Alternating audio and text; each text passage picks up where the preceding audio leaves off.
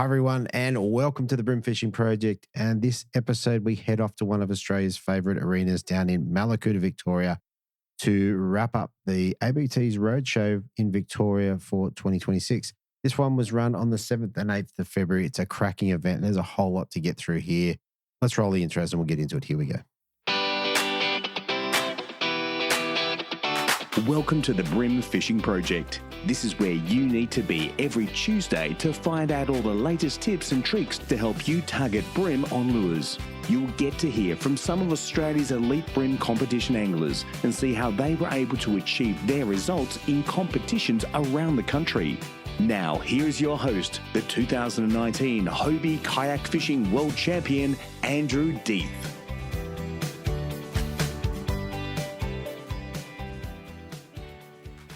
All right. So another cracking event, and not to spoil it, it's good to see Mark Healy do a three-peat 3 times in a row. How good's that? Anyway, as well as some new people to the Bream Fishing Project. So plenty to listen to and plenty to look out for. And a couple of really insightful interviews. All right, let's run through the bite periods and what have you. So Saturday the 7th of February, we had 37 in the fish activity wheel, a minor bite period at 10:56 a.m. through to 12:26 p.m. Low tide was at 7:10 at 0.49, running up to a high tide at 1:10 p.m. at 1.17. Sunday, 26th in the fish activity wheel with a minor bite period at 11:57 through to 1:27. Low tide was at 8:12 at 0.53, running up to a high tide at 2 p.m. at 1.04. All right, let's get into the angler interviews. Here's Darcy.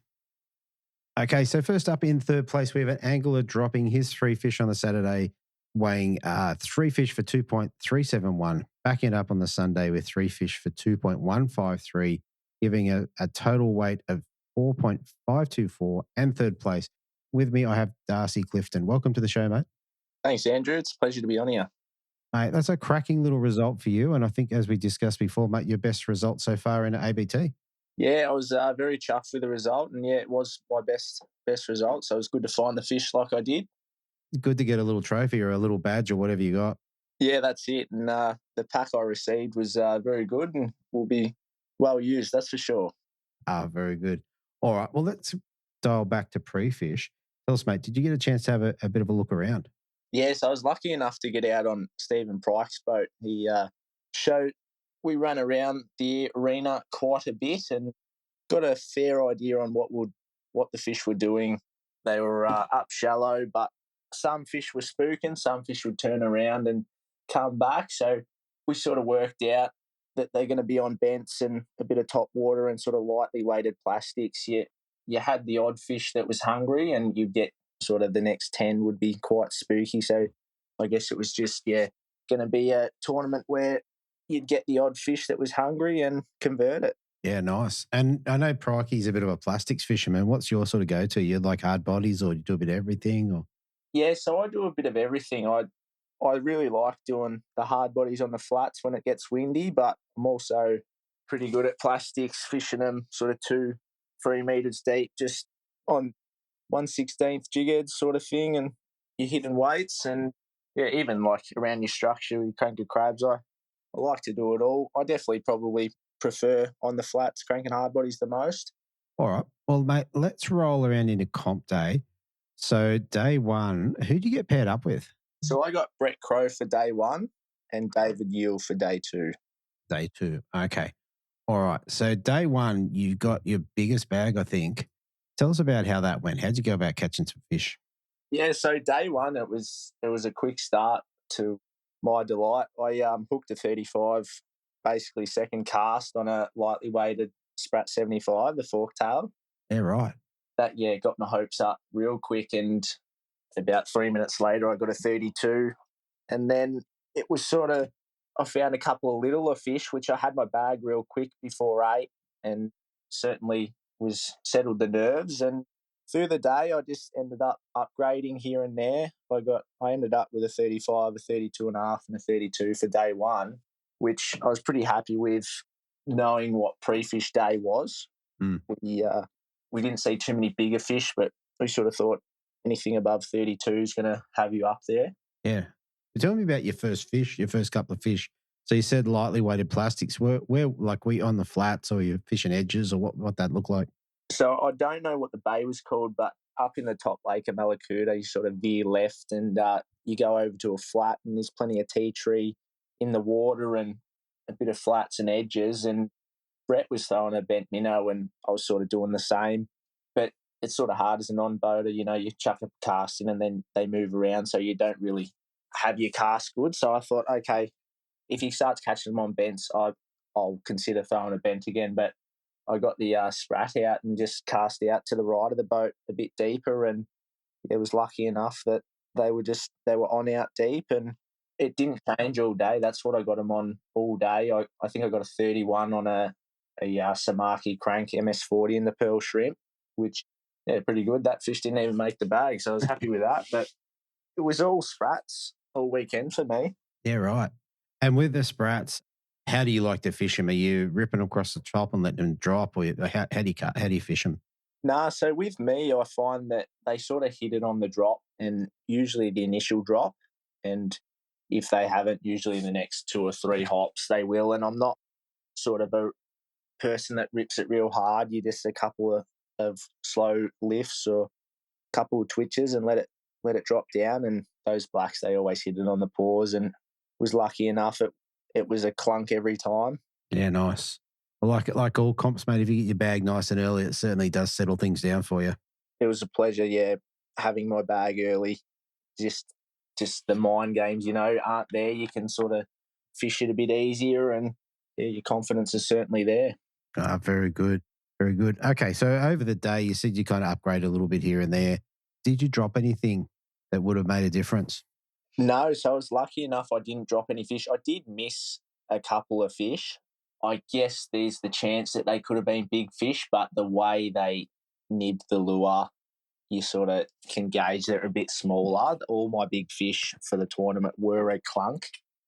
I did get the lure pulled down the jig head a fair bit, so I would consider them smaller fish. Fair enough. All right. Well, look, on day one, you ended up with 2.371. Do you remember where you were overnight? Yes, I was actually sitting in third overnight, and Okay. backed it up again. I've backed it up. All right. So I think you said you fished with David on day two. Tell us how that went. Yeah, so the second day was a bit slower. We just hit the point near Carbathong to the right where we took off, and David got a 32 yellow straight away and sort of was like, all right, yep, the fish should be here. And little did I know that was the only fish to be caught there, and we moved around quite a bit after that, and I didn't actually get my first fish until 9:30. The same thing, I was fishing deeper, but this time the sprat, I'd thrown the sprat for a couple of hours before we got to this spot and didn't get any sort of inquiry or interest. So I put on a 1/16 jig head on a sprat curly tail, the 85 version in the motor oil. Oh, yeah. In the motor oil. Okay. And yeah, I got 2 fish basically straight away. And so obviously that calmed the nerves. And then after that, it was a slower day. We didn't find any huge numbers of fish. It was just an upgrade here and there. Mm-hmm. I was lucky enough to get up the front of the boat and watch the live scope. And one of my bigger fish actually come from rolling a paddle tail hurricane sprat just through some suspended fish. Right. Yeah. So that was interesting. Yeah. So you were able to watch it on live? Yeah, so we're just watching them move around, and I actually pulled a couple of trevallies beforehand, so we're sort of like, oh, these might be trevallies. And then, yeah, lucky enough to pull a brim out, so maybe they were sort of hanging around together. Nice. Okay. So when you jumped over to the paddle tail, what jig head did you stay with? What jig head did you use? I actually had the paddle tail on from the day before on a 1/12 head just to get some casting distance, which it didn't help me day one, but that day two, that quick sink to get it to the height that I wanted it, and then I sort of rolled it, paused it ever so slightly, then started rolling it again, and it was the only inquiry I got from a brim doing that. But yeah, it was good to get a good fish that helped me bag. Okay. So you didn't so much crack a pattern as you ended up just getting one from that. Yeah, so we didn't crack a pattern so much. I obviously saw a lot of that sort of bait sort of presentation in the water. That's why I sort of stuck to the plastics fishing. I had used cranks earlier in the day, and they just didn't seem like they wanted that style of bait. So I just sort of persevered with the hurricane sprats, and yeah, they every now and then I was lucky enough to get one, and I was actually sitting second, but I had a funny feeling that I didn't have a big enough bag to stay up there, which yeah, at the end of the day got knocked off. Yeah, I was going to say Michael just got jumped in front there, but not by much. So it was pretty close in the end. Yeah, Oh, there you go. All right, mate. Just before we move off the fishing, what's your typical sort of lines and leaders that you run down there? so I run the Daiwa FC Link 4 pound to 6 pound, as well as the FC Roth 4 pound to 6 pound. Sometimes the straight through 3 to 4 pound. I never really run any heavier than 6 unless I'm around structure. Even with the dirtier water, I still like to fish a bit lighter. I just find that the casting's better and it's a better feel. Okay. And right now, what's your favourite rod? I've got a Daiwa Presso that I bought when I was 13, and although it was my first rod, it's just been my favourite. I've caught many a good fish on it and sort of just got that place, that I just haven't found a rod that I've liked as much. Yeah, right. Right. Well, there you go. Very, very good. But I'm usually, yeah, I use a lot of Daiwa gear. The boys at Daiwa, it's pretty hard to go past. Boys fishing for Bream, making the products, it's pretty hard to go past that. Yeah, very nice. Very nice. All right, mate. I reckon that's a good rundown of your fishing comp. Tell us for third place, what do you get to take home? So I was lucky enough to receive the Cranker Pack, which consisted of 12 crabs and a few hard bodies and a few shallow minnows. And to my delight, all 12 crabs were olive crabs, so they'll work really well in my home waters at Gippsland Lakes. 100%. Did you get a mix of the small ones and the big ones and heavies and lights, or were they all the same? Or? They were all heavies. Yeah, I got nice. a few of the newer UV olive crabs, which I haven't tried a lot. I've sort of just used the green olive, which has always worked, but it'll be good to put that newer sort of colour to the test. I know Morgo done well both days at Gippsland Lakes on it, and I'm sure Mark Healy did as well. Yeah, 100%. Very good. All right, mate. That is fantastic. Look, last thing before we shoot off, is there anyone you want to give a shout out to or say thank you to? Yeah, so first of all, I'd like to give a big shout out to ABT, Steve and Nicole. They do a great job of running the events. I'd like to give a shout out to me family and Dad and me brother for coming along for the trip, me girlfriend Lauren for all the ongoing support, and thanks to Cranky Lewis for the pack I received, and thanks heaps to all the boys that got out on the boat, me boaters over the tournaments. You're great company. Yeah, thank you. All right, mate. That is fantastic. All right, congratulations again. And yeah, hopefully we get to have a chat to you before the end of the season. Thanks, heap, Andrew. It's been great. Thanks, mate. Okay, so then coming in second place in the non-boater division, we have an angler dropping 3 fish on the Saturday weighing 2.087, backing it up on the Sunday with 3 fish for 2.514, giving him a total of 4.601 for his 6 fish. I have Michael Samet. Welcome back to the show, mate. Thanks, mate. How you doing? I'm good, mate. I'm good. We're talking from Western Australia. We're talking from Victoria. How good's that? Yeah, that's right. Yeah. I mean, you've had some good results all around the country, I think. Yeah, been getting a little bit more consistent now, which is good. I think the more events I do, the more things you pick up, and then you can just adapt a little bit better in different situations. Definitely. And also you probably get more comfortable being on the back of people you don't know's boat. So Yeah, definitely. well, there you go. All right. For this one, mate, you flew over. Did you get a chance to pre-fish or did you go in cold? Yeah, no, I did get a chance. I fished with Declan Betts on a pre-fish. So we, spent a day out and it was really hard work. Were fish everywhere. It was really hard to get them to bite and it was really hard to find any form of pattern. I think we probably caught about 6 or 7 fish each for the day, but I think each fish I caught was on a different lure.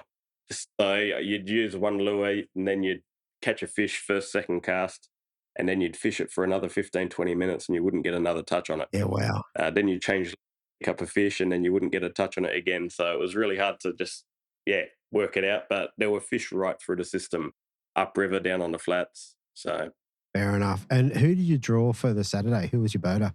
I had Judd Kirkland on the Saturday. Okay. And did you guys have a bit of a chat before Saturday? Yeah, after the briefing, we had a bit of a chat. He just said we're going to be heading upriver. he found a couple of good fish there on the pre-fish, and then we just sort of went from there. I don't really ask too many questions. The main thing I just need to know is what sort of leader they recommend. So I'm usually using 4 pound everywhere. But if someone in structure goes 6 or 8, then I can tie a couple of rods up to prepare.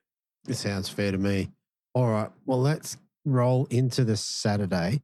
Tell us about how you went about catching your fish. How you got them. Yeah, so what did I do? We went right up river to the 5 knot zone. I think it's near Gypsy Point. Yep. Straight away, pretty early, I got a decent fish. It was about a 31 and a half forker. That was at about 7:30. Wow. Good start. Yeah, and then from there, I got a bag pretty quick of smaller fish. I'm just having a look at 7:50. I got a 27 forker. At 8 o'clock, I got a 21 forker, which was to me undersized, but it all counts in the app comp. So that was my fish, and from just a matter of trying to find upgrades, we kept fishing through the morning. Pulled another small fish at about 10 o'clock, which was a 23 forker. And then we head down to the bottom lake after that. It would have been about 11:30. Okay. When you're up in the creek, what sort of lures were you throwing at them? What sort of produced the goods? Fishing sprats, jackal chubbies, and I had a assortment of things on. I had a clone prawn, I had bent minnows, and I was just changing things up just to try and see what worked. I think the fish I got on day one, it probably would have been on a sprat, and then also got some on jackal chubbies and the clone prawn. Right. And was it sort of a structure fishing session? Were you throwing into the edges, or were you fishing the kind of the flats up in the middle there? Bit of both. First thing we did was we fished an edge, pulled a couple of fish off it, but wasn't really too much size from it. Then we went and fished the flats around Gypsy Point. Didn't really pull anything off that, couple of flathead. And then we proceeded to work more banks and a few other flats that was sort of just above the top lake. So we just sort of started right up and then slowly worked our way down through the day.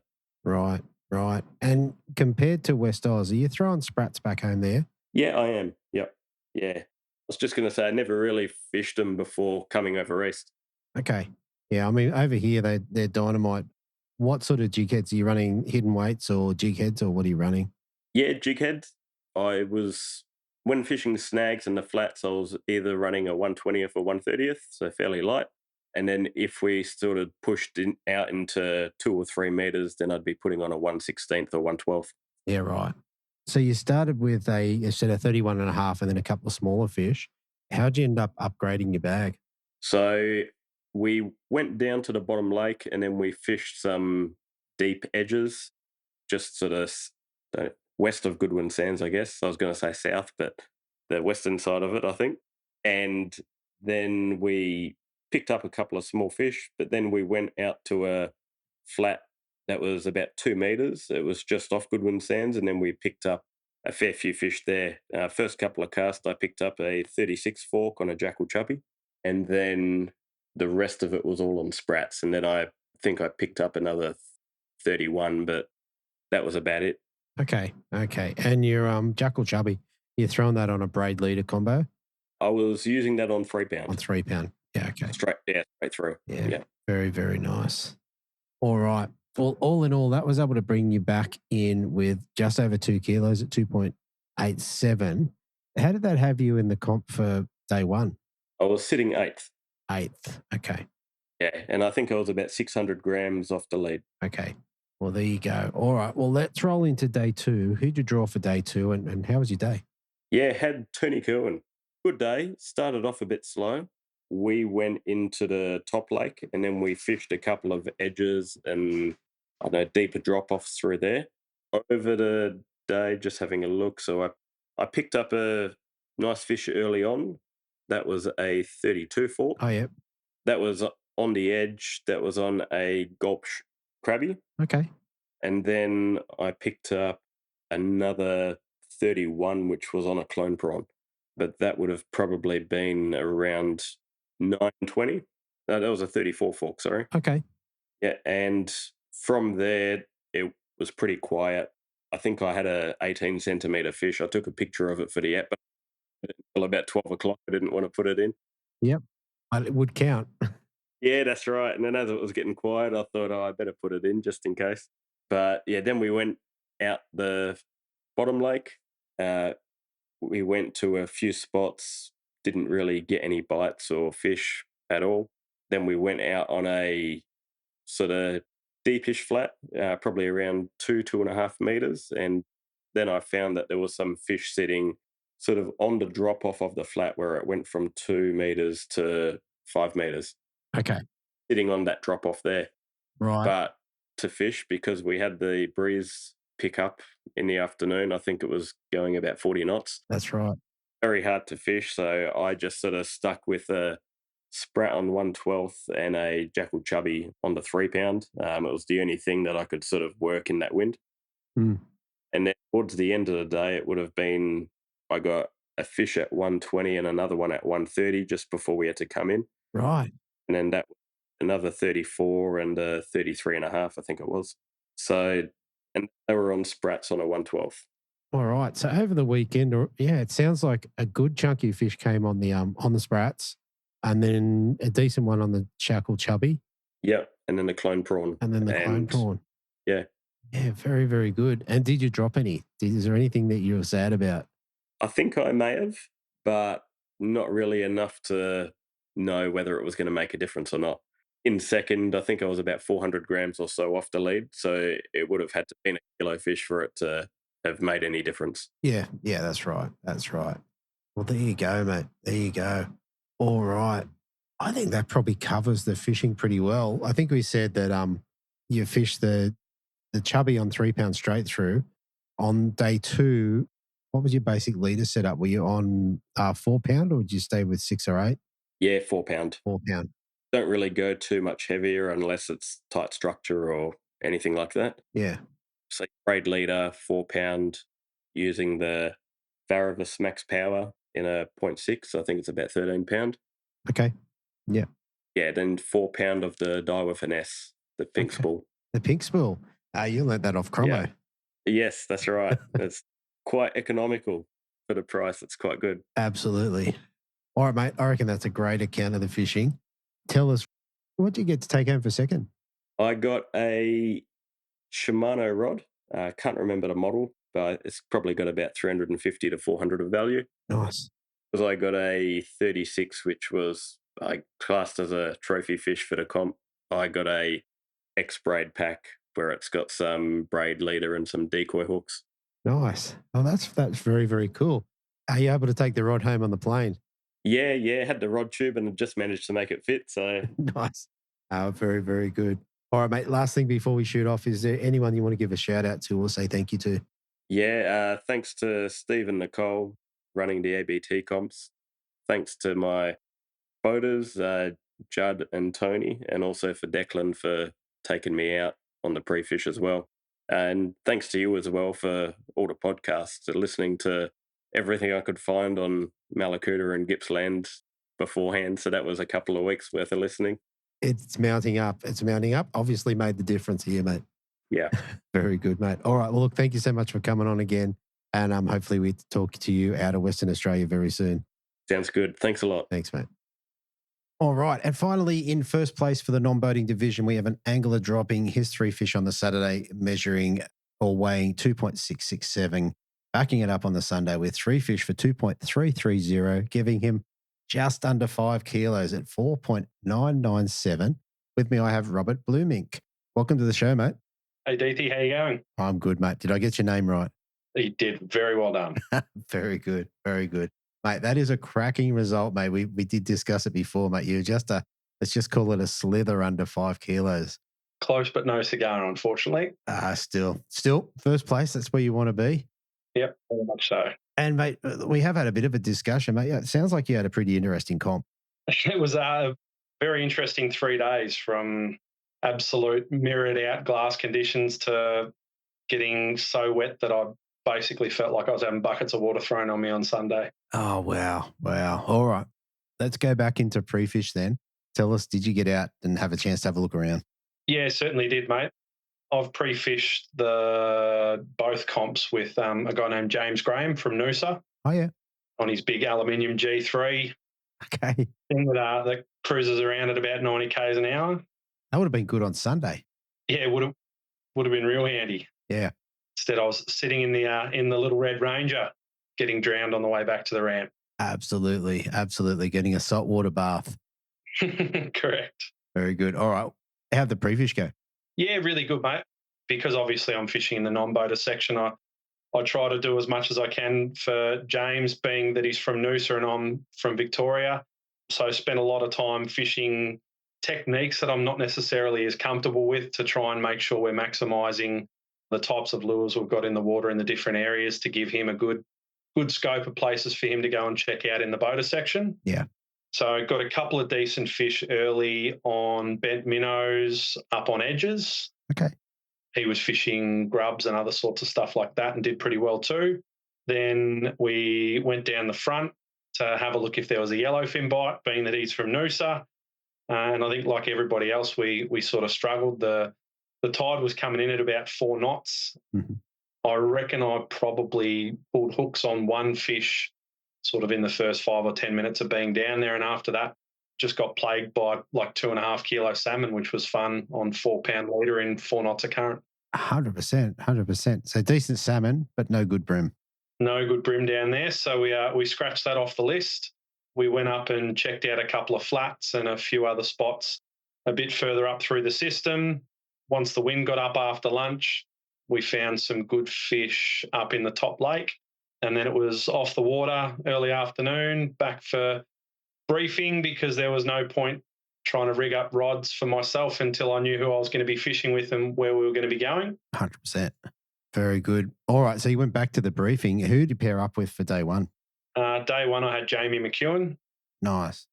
Had a good chat with him, and he said, we're going to start on flats and go from there. Hopefully we don't need to move too far. Yeah.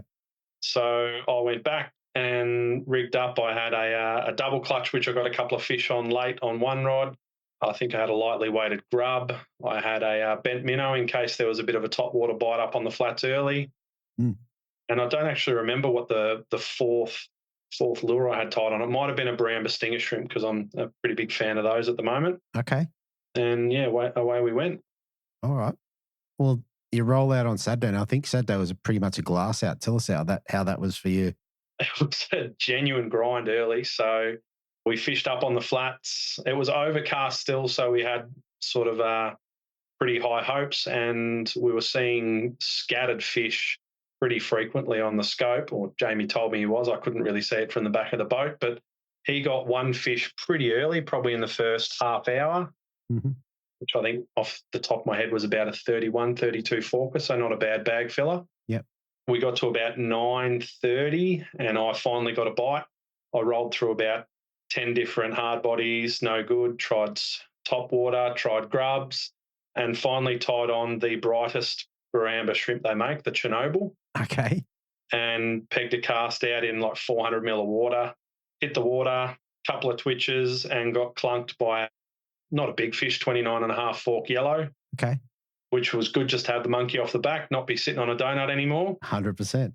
Then we actually had a boat that Jamie knows come over and have a chat to us, and they said they'd been getting fish out in the deep, and then they disappeared. So we went, well, we're not doing any good on the flats. Let's go try the deep. So we went out to 14 foot of water. Okay. And Jamie dropped the scope and was seeing fish and bait everywhere straight away. I grabbed Steve Morgan's favourite, the Pro Lure hybrid shrimp, and pinged a cast out the back corner, put the rod between my legs, did a quick check of the leaderboard, then put the phone back in my pocket, gave the lure a twitch, and got clunked. Right. Came up tight, had a good little fight, was worried it might have been a tailer because we'd been getting a few of those.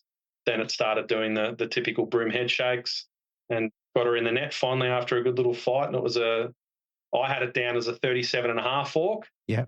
But Nicole gave me a little smack on the wrist and told me off for not making sure its mouth was closed, and knocked it down to a 37. Oh, no. That's your 5 kilo bag limit right there. Yep. It cost me the 5 kegs. I'll have to have a word to her next time I see her. Well, there you go. Oh, well, she's just doing what she got to do. Yep, she's just doing doing the job. That's it. That's it. I can't disagree with it because I don't want to get in trouble either. Yeah, she'll tell me off. Exactly, mate. I just want to go back to the stinger shrimp for a second because I've not fished those before. Are you getting the fish on the assist hook or on the main hook or both, or how's that sort of set up? Both. So I was intrigued to give them a try because obviously I'm a big fan of soft plastics. I use a lot of grubs. And in Mallacoota, one of my favourite lures, which I did no good on this time, is a 100 mil squidgy wriggler. Sure. And obviously, you've got a fair chunk of plastic hanging out the back of where the hook is. So if you've got fish that are a little bit tentative, you can often get short strikes and miss a lot of fish. So the yellows especially, they seem to, half the time you'd end up with, they'd have one hook in one side of their mouth and one in the other because they just go, thank you, that's mine. Yeah. And more often than not, when that happened, the fish were hitting it on the drop as soon as you'd cast. So you've obviously pegged a cast straight in front of a fish. They come over and just go, thank you. Yeah. And they'd have either main hook or both hooks in them. Okay. But then on the other occasions where you're working it along the flats like a little wounded prawn, quite often you'd get the little slurp bite, the little tick, and you'd set it, and that fish more often than not was caught on the stinger hook in the tail. Okay.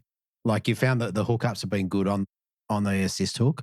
Like you're not sort of... Very few missed bites compared to like a Z-Man grub, for example, where you've got the big curly tail hanging out the back. You catch a lot of fish on them, yes, but I feel like you get a lot of bites that you miss as well. Mm. So I started using them in the Gippy round this year after watching. I like to do a bit of prep, watching YouTube videos of highlights and winners' interviews and stuff from previous rounds in the venue that I'm going to. Mm. And I watched, is it Matt Fraser from Baramba, who fished the Gippy Lakes and Mallacoota rounds last year, and watched him do very well in Gippy Lakes, especially on them. Yeah. I thought I'd be mad not to have a few of those in the kit bag. Yeah. And so I bought two of three different colours to give them a try. I didn't want to invest too much on something I'd never tried before. Sure. And I got a few fish on them at Gippy Lakes, but lost a couple of them as well. And the ones I lost were in my sort of more favoured sort of colours, like your motor oils and that sort of stuff that's a bit more subtle. Yeah. So all I had left come day one of the Cuda comp was the Chernobyl, which is the really bright yellow with some tiger striping through it. Yeah, I pulled it up on the screen here. It's pretty leery compared to a lot of the other natural stuff that I would normally like to use in the clearer waters of Cuda at this time of year. 100%. But it worked, so I'll be buying some more of them. I'll give you the hot tip. Yeah, fair enough. I did have a look. It's one that's intrigued me, like having a really nicely rigged stinger hook, I think is a very cool idea. Yep. And even the hook that's in the main part of the body is kind of like a cross between a normal plastic hook and a weedless setup. So it's got a bit of a weird sort of gate with the weight sitting at the bottom of the shrimp, so they sink quite flat. Okay. Unlike a lot of plastics where you might have a prawn pattern, but you're chucking unless you're chucking a very light hidden weight where it sits in the sort of middle, if you're chucking anything with a jig head, they're going to sink quite vertical, which is a lot less natural for a prawn. Yeah. Very, very cool. All right. I'm definitely going to jump back into them. So let's dial back into the comp. So you moved out to the deeper water. You got your first fish on the hybrid shrimp. Hybrid, yep. Yep. Which was a good fish. That was a 37, yep. Then did all the stuff you've got to do for the app, finished that up through the fish back, checked my leader, no nicks, happy days, pinged out a cast, nothing on that cast. Second cast, another nice big long cast. Let it sink for about 10 seconds and went to pull up the slack to do a jig and got clunked again by what felt like a better fish than the 37. Had it on for about 10 seconds. It took a run and pop. Oh. She came. Oh, no. Maybe it was a tailor or something, but it didn't feel like it. It felt like your classical big brim and came in with absolutely no leader left. Leader not gone. Ouch. No. Ouch. Yeah. Okay. And you're tying a FG? No, so I do a Slim Beauty. Okay. I've got big fat hands and I struggle with the FG a bit. The Slim Beauty's never let me down before. And I've been fishing with lures for brim for probably 15 plus years. Yeah. But that was the third leader knot that had let go for me on that day. Yeah, right. Something's going on. And all after fish hookup as well. So it's not like I'm striking too hard and popping leader on 4 pound. It's fish hookup, going, not even using tight drag. Had a couple, after sort of thinking about it, I had a couple on day 2 of Gippy Lakes as well. So I decided, you know what, I'm just going to do away with this. I had a rod on board with 4 pound straight through. Mm-hmm. So I tied my last green tiger hybrid shrimp onto the straight through and got back into my work. And about 3 casts later, I filled my limit with a 34, I reckon it was. Okay. No, that one was a 32. Okay. 32 forker. And then Jamie said, "What are you doing? I can't get him to bite." I said, I'm fishing slower than you. You're being a Queenslander. Right. He slowed himself down and he started to get him on the shrimps as well. Nice. Okay, because the difference is there. Also, Jamie's scoping them from the front of the boat, and you're a blind cast out the back, which I think I saw Morgo say On a hope and a prayer. Yeah, Morgo said they're everywhere. Like if you cast, you're going to come across one. So yeah, it was interesting. I couldn't do it on the Saturday because Jamie's sounder unit that was at his helm turned off every time the motor was turned off. It was linked in with that somehow. So if the main motor wasn't running, it wasn't going. Sure. But on Sunday with Steve Nadeski, who I had for day 2, his helm sounder was running constantly. So I could see what was under the back of the boat at least. So I could see if there was bait and stuff around. Sure. And it was like there was, in the areas that we were fishing, there was a pretty constant procession of fish around. It was just a case of trying to find one that wanted to eat your lure. Yeah. So to wrap up with Jamie, was that kind of the end of your day in terms of fish, or did you get some upgrades late in the day? I got one upgrade. So after sort of about 12 o'clock, the midday breeze got up a bit and it became a bit difficult to have our slow drift and maintain our lures out in the deep. So we marched on back over to the flats where we started in the morning. Jamie clunked a nice little bag closer not far after getting there on I reckon it was a brown Suji chubby. Yeah. And I tried hards again for half an hour. No luck. Off the back of the boat, I don't know whether I wasn't casting it far enough away to get to the fish that weren't being spooked. Because the fish up on the flats were really spooky. I was seeing plenty of fish, but I was seeing them as they were darting away from the boat. Sure. And Jamie had mentioned a couple of times that even some of the fish out in the deep, he was seeing fish on the scope and he'd cast a lure in front of them and the lure would splash on the water and they'd disappear. So they were obviously pretty wary of what was around because the wind hadn't been up for long yet, so they obviously didn't feel too comfortable. Yeah. So I chucked my old faithful Chernobyl Baramba back on. Yeah. Threw a big high cast long with the wind. As it hit the water, I mentioned to Jamie, I said, that cast deserves a fish.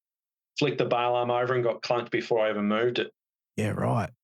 And that turned out to be a 34 and a half to kick out a 29 and a half. Yeah, nice. All right. So that rounded out your bag to bring you up to 2.667? Yep, 2.667 to be, I think I was about 110 grams in front overnight. Very nice. All right. Is that the first time, we didn't talk about this before, is that the first time you've been in front on day 1? Yes. So the Gippy Lakes comp earlier in the week, I was sitting in 7th overnight. And Mallacoota last year, I was sitting, I think, about 8th overnight. Yeah. Yeah, first time being at the top of the tree. All right. Let's roll into day 2. Tell us who you paired up with and how your day was. Steve Nadeski and the Red Power Ranger. Yep. Steve, like I said to you before, I've known Steve. Yeah, very, very good fisherman. Yep. I've seen a lot of his stuff around over the years, paying attention to the comps. So I was excited. I was already chuffed to have been paired with Jamie. Obviously, his pedigree as a fisherman is second to not many. And then, Steve, I think the thing I was probably most excited about, the reason I wanted to get into the ABTs as a non-boater is to try and diversify the types of fishing I do. Yeah. And have always been a massive edge and structure bite fisherman, love fishing lightly weighted plastics hard into snags and stuff like that. Yeah. So sort of take myself out of my comfort zone and be forced to go and do things like spend 6 hours of the day out on flats rolling hards where you might throw 400 casts for one hit, but that one hit could be a 42 forker and a match winner. So that was cool. And then obviously Steve, he likes to throw a lot of plastics, a lot of gulp shrimp and stuff like that, and worm type setups. He spent a fair bit of time throwing chubbies and the likes as well. Yeah, okay. But yeah, we were looking at starting in a similar sort of area to where he'd gotten his fish, and a lot of people had gotten their fish on day one, which is in the deeper sort of margins around the flats in the bottom lake. Okay. We pulled up to our spot, and 7:25, I got a 32.5 in the boat. Nice. So I was feeling pretty happy and pretty confident at that stage, like you, Beauty, we're going to roll on here. And just a quick note, I assume you made sure the mouth was closed. I did very much so. Fair enough. Fair enough. It's worth asking because, it's only through sometimes these mistakes that we do pay attention a lot more. So yeah. And I had to ask Nicole on day one. I went and I questioned two of them. I said, I had this down as a 37.5 and as a 32.5, and they've been knocked back. And one of them got knocked back because the mouth was open, and the other one got knocked back because my photo was taken on an angle, not directly above the fish. Okay. So that was good. Like, obviously, if you don't know there's a problem, you can't fix it. So now I know, and I'll endeavour not to do it again. 100%, 100%. And don't worry, everything that can be done, I've done. So yeah, I can't say much. Yeah, you fish enough tournaments, you're going to make all the mistakes. It's just a matter of time. Exactly. All right. How did your day progress from there on? We got to about 10:45 and I hadn't had another bite. Ouch. Not even a missed fish, not even a half strike. Literally had not had a bite. Steve was battling as well, which made me feel a little bit less bad. But at least he was catching fish. He caught everything bar brim. He caught a 60-something centimetre flathead. He caught I reckon, probably 48 centimetre ludric, which we called for a brim off the bat. It was doing all the brimmy sort of things, and then it flashed beside the boat, and I went, "Oh no!" He's going, "What? I'm pretty sure it's a blackfish, mate." He goes, "You sure?" I'm like, "Yeah. Well, it's got black stripes. If it isn't, it's a weird looking brim." Yeah. What else did he catch? He caught tailor. He caught a flounder. He was, if we were fishing a multi-species comp, he would have been doing real well. Fair enough. And that was like, if you're 11 o'clock, that would have been about when the wind started to kick. So the breeze had come out of the northeast, probably earlier than that, probably about 9. Yep. And we'd moved to about 3 or 4 different spots by that stage. And it didn't seem to matter where we went. Steve was finding bycatch, and I was being a good little net boy and going, "What am I doing wrong? Why aren't they biting?" Yep. We ended up back over near the artificials north of Goodwin Sands, and we started doing a drift through there. Steve noticed that our drift was we were getting a bit pinned between Mario Vukic and Timmy Bruce. Okay. So he jumped on the electric and moved us about 100 metres across, so we weren't fishing on top of them, as Mario was sort of up towards the pointy end. So Steve said, "No point me being here and potentially taking fish from Mario, who's in cahoots." And I remember thinking in my head, "Yeah, but I'm a chance as well. I want to catch fish." Fair enough. We moved across, and he got a fish on I reckon it was on his gulp shrimp, which that was I think about a 31. Okay. I'd rolled through. I'd thrown hybrids. I'd thrown Z-Man grubs. I'd thrown bloodworm wrigglers. I'd thrown wasabi wrigglers. I'd thrown 15 different things. I'd thrown a couple of different vibes.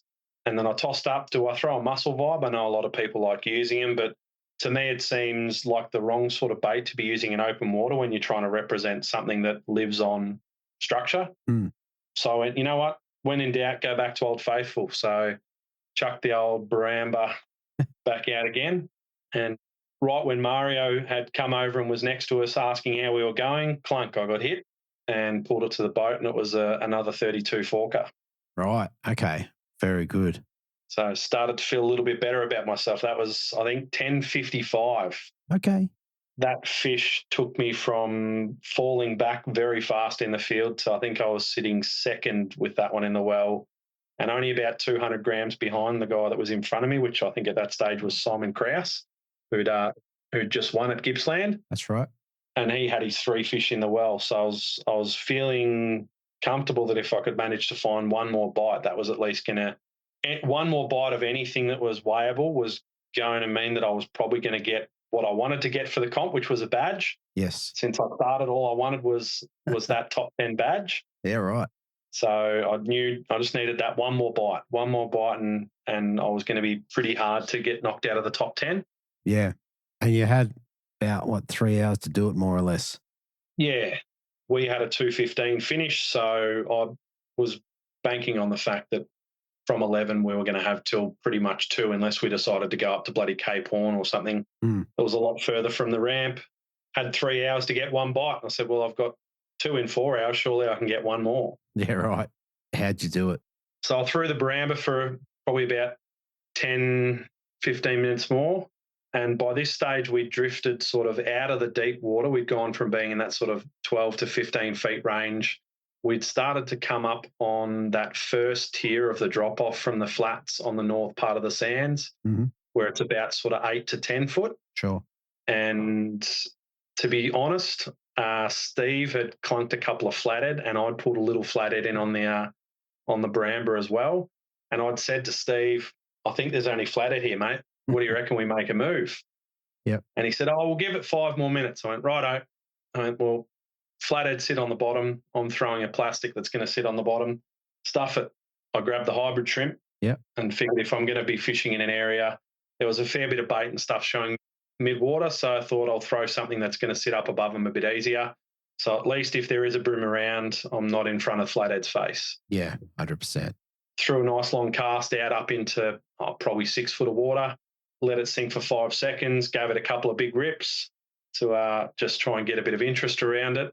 Let it sit for a couple of seconds, couple of little twitches, and then got clunked. Right. And I was convinced that it was a flathead when it first hit. It just no head shakes, just heavy weight. Yep. I said, yep, I'm on. Steve's gone, is it a good fish? I said, I don't think it's a bream. It's not doing anything. Then it started doing a sort of big arc along out into the deep water towards the back corner of the boat. I went, it's not really doing flathead things, actually. Yeah, right. And then it saw the boat and started doing broomy things. And I went, we might be in here. Yeah. And saw it. And sure enough, it was a nice black. Coaxed him into the net and was cheering because it was about a 34.5 forker. Oh, right. That was your big fish. That was, so both days, my kicker fish, both of them came on the Pro Lure hybrid. Yeah, wow. But I'd say most of your fish, from what was said, is over the 2 days have been on some form of prawn. Yeah, they had a very big prawn-centric catch rate. I threw everything under the sun from minnow-style stuff to, I saw, the reason I started throwing the double clutch on pre-fish was I saw a few small garfish getting around up in the top lake. So, they're long and skinny. I'll throw a long and skinny profile. Yeah. I got fish on that on pre-fish, so I thought I'd keep that tied on. Did no good on the chubby because I'm just no good at throwing chubbies, apparently. Well, there you go. But yeah, so my bag both days were filled out by prawn imitation lures for sure. Oh, very good. Very good. I assume that was the last fish to hit your bag? That was the last fish that was in my bag, yes. I had a look at the leaderboard after that got logged, and it had me sitting about 600 grams ahead at that stage. Yeah. And I sort of had a quick peruse while we were moving from where we were up into the top lake to see if the flats up there had a bit of wind on them. Yeah. And sort of everybody below me, pretty much anyone within the sort of first 5 or 6 after me, they all had their bag of 3, and none of them had sort of a fish under about 500 grams as their smallest fish. So I started to feel I might be a chance because there's not a lot of 1.1 plus kilo fish getting around in Mallacoota. I mean, I think I caught the only 37. I think there was a couple of guys that got 36s on day one. Yeah. But nobody had caught a 37 apart from me and the non-boaters. And I think there was only 3 or 4 37 or bigger in the boaters as well. There was a lot of fish in that 34 to 36. So I was sort of sitting there going, if somebody's good enough to catch a 38 or a 39 to get me from here, they deserve to win. Yeah, 100%. Yeah, so we moved up into the top lake, and sure enough, there was a little bit of breeze kicking across over Palmer's out in the middle there. We lugged on over, started throwing up there. I reckon Steve got a fish pretty early on a chubby, but it was only a little fish, like 20, 23 forker sort of thing. I threw about 4 different lures. Steve went to clear up the deck a bit and try something different, and he picked up a rod that had a Z-Man grub on it, and the grub flung off the hook keeper and landed in the water. And he's going, oh, I think this wants me to use it. Yeah, right. So he picked it up and threw it, and first cast, bang, 28 forker. Nice. He said, oh, I'm glad I did that. He then proceeded to fill the rest of his bag in the next 15 minutes with 3 more decent fish. Like, geez, I'm glad I took that little note. I was like, isn't that funny? Like, just the little thing of he hadn't planned to use it, but the lure fell off the eye, and he thought, I'll give it a try while I've got it in my hand, and it paid off and filled his bag for him. And that was the trick. Absolutely. And yourself, did you get any up that way, or any? You couldn't have got any that went in the bag, so. Yeah, well, after throwing everything under the sun and watching Steve fill his bag, I thought, stuff this. So I tied on a grub myself, and I got a fish probably within about 5 minutes, but I think it was about a 20, 27, 28 maybe forker. So it's nice when something that's an okay bag filler is not big enough to go in your bag. 100%, yeah. And it was at about that stage that the 40-knot northeaster decided to rear its ugly head. Oh, yuck. And even though where we were was relatively protected, there was still white caps going across Palmer's. We were really struggling to hold bottom, even with the poles down, because it's pretty soft mud up on the bank there. So we were sort of just wiggling along, not really holding. We tried to do a couple of drifts from right up the sort of the lee side in the protection of the hills there, and did nothing. So we started sort of heading back down towards the bottom lake, had a bit of a look up dead finish, but it was absolutely just horrible up there because the wind was going directly down through the guts of it. Yeah. So turned around and started making our way back, got through the narrows and took a hard left up onto 8-foot bank. Mm-hmm. We snuck up in the back there to a spot that Steve likes to fish, and we were just sitting on spot lock out of the wind. He was rolling chubbies up on the flat, and I was throwing the baramba as far as I could, getting it up onto the flat. I had a couple of bites that actually didn't hook up, which was the first sort of bite that I'd had on that lure over the weekend that didn't result in a fish. Sure. Which I sort of put it down to the fact that it was that windy that it didn't matter. I had my rod tip basically in the water, but you were still ending up with a fair old belly in your line from the wave action sort of pushing your braid along. Yeah. So I put it down to I wasn't able to actually come tight to the fish, and they were spitting it out because they got it in their mouth and went, oh, that actually doesn't feel like a prawn like it looked. We fished there for a little while, and it got to about 1:30, and we both looked at each other and said, looks pretty gnarly out there. Should we start heading back? Yeah. So we started making the long trek back, knowing full well that I was going to be sitting passenger side, broadside to a fair bit of pretty ugly slop. Yep. It looked pretty gnarly. Yeah, it was. I don't think I've ever been so wet without falling out of the boat. There you go. And it didn't start the day looking for rain either. No, didn't even have the wet weathers on board because there was no rain or anything in the forecast. Wow. Never mind, mate. Look, all in all, you're able to come back with just a smidgen under 5 kilos in first place. So you must have been pretty happy underneath all that water. Yeah. Luckily, still had accommodation for the Sunday night. So was able to go home and get changed, have a shower, freshen up, and have a little bit of time to sit there and ponder if I was going to stay in first, because we had sort of the middle flight, but we were back pretty much bang on 2. Yep. So there was still half an hour of fishing, and in the time from when we started driving back to when we got there, I went from being 600 grams in front to 500 grams in front to just a smidge under 400 grams in front. And I was like, oh, they're coming. They're coming. And Mallacoota had been pretty harsh to me last year. So I was sitting 9th with like 10 minutes to go. Yeah. And I actually had a mate of mine who fishes a few of the comps as well, who's from down in Warrnambool here. he messaged me and said, "Congrats, mate! Top 10 in your first couple of comps. That's a great result." Yep. And I sort of just jokingly sent back, "Oh, it's not over till it's over. Somebody could still pip me." Yep. And sure enough, over the next 10 minutes, I went from being 9th to being 11th. 11th, yeah. Yeah. The margins were ridiculously minuscule as well. So I was 1 gram from 10th and 21 grams from 9th. Well, yeah, right. That's crazy. Was not counting my chickens before they hatched, but at least I was sort of in a comfortable position knowing that it was tough conditions and there wouldn't be too many people that were in spots that were easy to fish late. Hmm. And also all of the people that were sort of around me, they all had their bags full. It's not like somebody had a fish in hand and they just needed to get a 23 forker and it was going to give them what they needed. Yeah. Yeah. So, yeah. That makes sense. All right. So you ended up in first place. What do you get to take home for first place? I've got a lovely trophy that says non-boater champion. Nice. I did see that when we first rang. Yeah. Made sure it was pride of place behind me when we were looking at each other on the video. I got a Daiwa TD Soul MQ 2500S. Nice. Very nice. Guaranteed entry to the grand final at Foster Tongue Curry. Yep.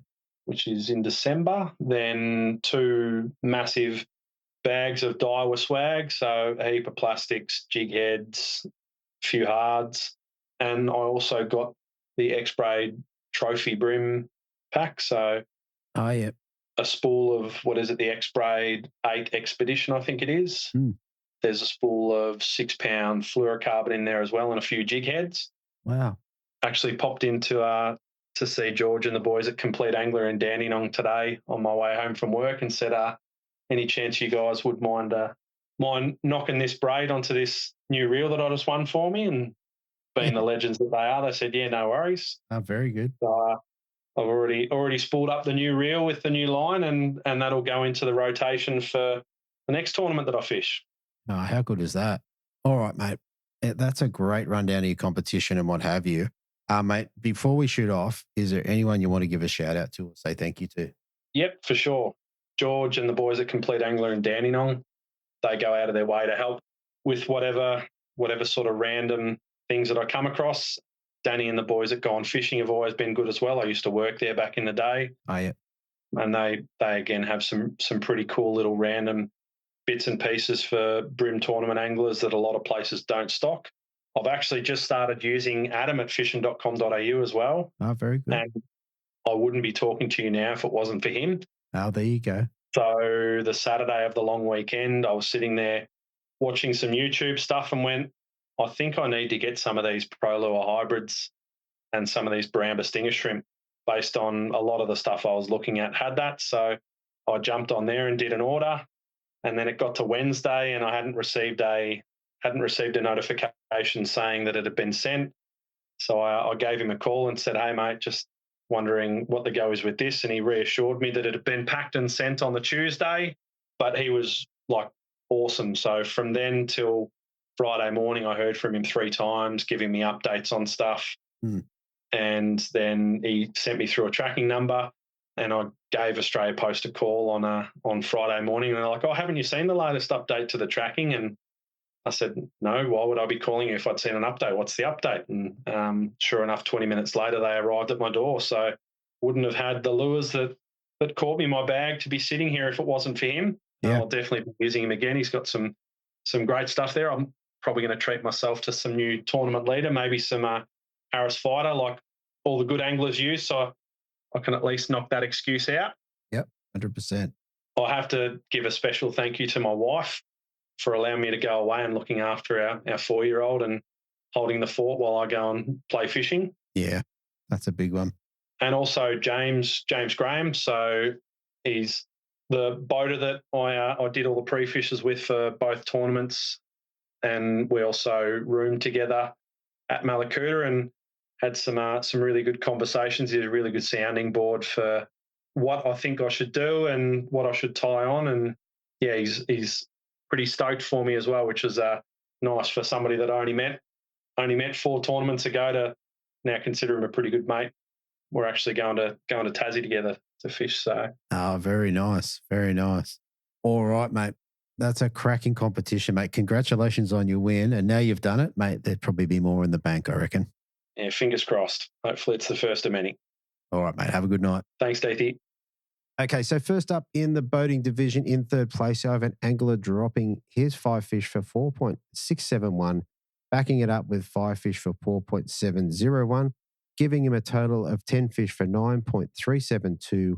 And third place, I have Jared Healy. Welcome back to the show, mate. G'day, Andrew. Thanks for having me. Mate, here you are again, up in the top 3, looking pretty good, I'd say. Yeah, I was happy with the weekend. It was good. Yeah, caught a few fish and caught them the way I like to fish. So, yeah, it was a great weekend. Yeah, very good. And how do you find Mallacoota's fishing generally? The fishing at Mallacoota was pretty good. I haven't seen it fish that good for quite a few years now. There was a lot of fish out deep. There was a lot of fish on the edges. So everybody could sort of do their own thing and catch them however they wanted. Yeah, right. Right, okay. Well, that's always a good start, I reckon. Tell me about pre-fishing, mate. What did you do to get ready for this comp? I didn't get up there before. We were up there at Christmas time for a few weeks, 3 weeks or something. So I did a lot of fishing then. And yeah, there was fish everywhere. So you could go out and catch heaps of fish, once again, in the deep, on the edges, on top. So I just hope that they'd stay there for the comp, because the comp was probably 3 weeks after, I suppose, we'd been there. Yeah, right. And they did get a bit of rain in between, and same as last year, but it didn't really do much damage. It had cleaned up. It was still a bit tanniny in some sections, up the top lake especially, but it was still fine to be able to see them and, yeah, sight casted some fish. Yeah, nice. Nice. Always a fun way to fish. I enjoy it. So, very good. All right. Did you fish the Friday? Yeah. I got out Friday with a mate that lives up there, Dean. So we just run around to a few spots and, yeah, we got fish. We didn't fish a lot in the bottom lake. We stayed up the top and just had a good look around and tried to find like some sections of bigger fish, because there's a stack of little ones, but the bigger ones were a little bit hard to find. And then once you found them, you still had to catch them. So we had a good look around and we found fish in just about every spot we went. And we'd come down the bottom lake with a couple of hours to go and still found some fish down there. So I just had to have a think that night where I'd start the next day. It was a bit hard to try to figure out a spot, but you knew it was fishing good after the first day, so it didn't probably matter where you were going to go, that you'd still find some fish. Okay. All right. Let's roll into comp day. Tell us about how your day started, how you went about starting to put a bag together. So I decided to go straight back up the top lake.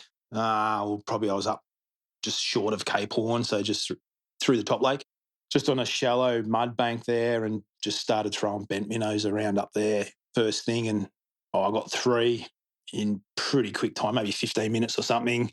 And then it sort of slowed down. I went back over the drift because there was still other fish there. You could see them like smacking stuff off the top. But I think that first drift, we both got fish out of it. Manombo to Liam as well got some fish. So it was sort of probably put them down. So we sort of just moved to a rocky point across the other side, and I think got another one there relatively quick. They weren't big fish though to start off with. They were only like, some of them were high 20s and low 30s. So sure, they still weren't massive fish, but it was a bag to get started. So it was a good probably 8:30 had the bag, I suppose, by then. So that's good to get off the back. But what were they taking off the top? Were they taking prawns or bugs or? Yeah, well, the second day there was bugs, but the first day they were taking just little bait. You could see little white bait or glassies jumping around on the top that they were hitting. So, but I was just throwing the 76 mil bent minnows, and they were happy to take that. I had pink grubs too. We threw pink grubs in there for a bit, and they got eaten as well. So anything that was skipping across the top, yeah, they were willing to have a go at. Yeah, that's interesting. Pink grubs is one of those techniques that I've never really mastered. I've tried it and I've caught fish, but master it, not at all. So it's interesting to see you doing that.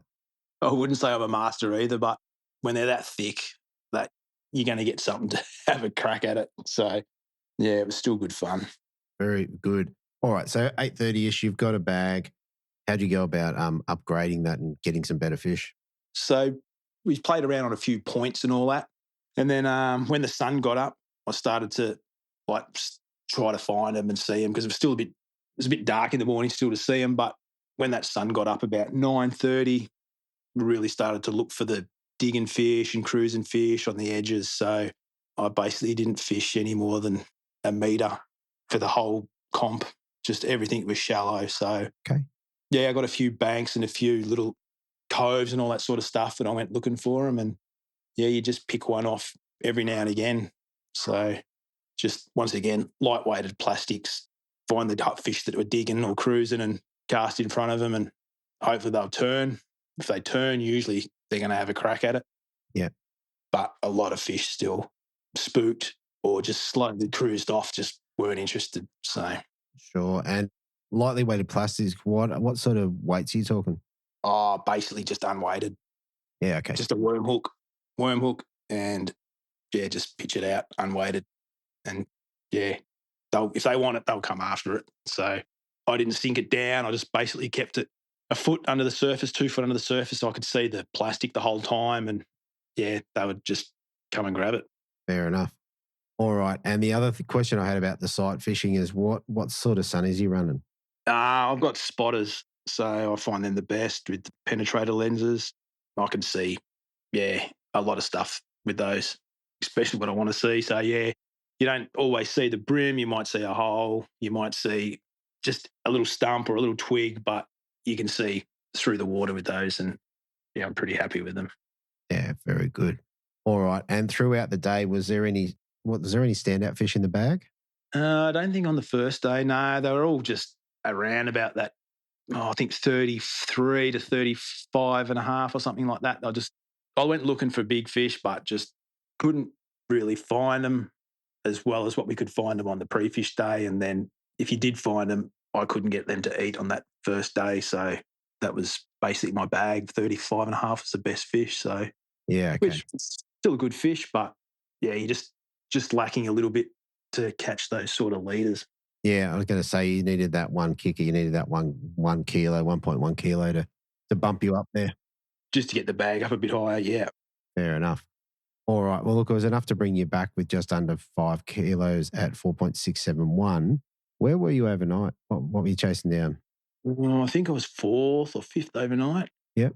Yeah, can't quite remember now. So, yeah, I was probably 500 grams off or something, I think, or 600 grams off the lead. So, which is not a lot, but it is for Mallacoota because, yeah, a lot of fish are the same size. So, yeah, fair enough. All right. Well, tell us about the Sunday. How'd you go about finding some fish? Was it rinse and repeat, or did you have to make some new things up?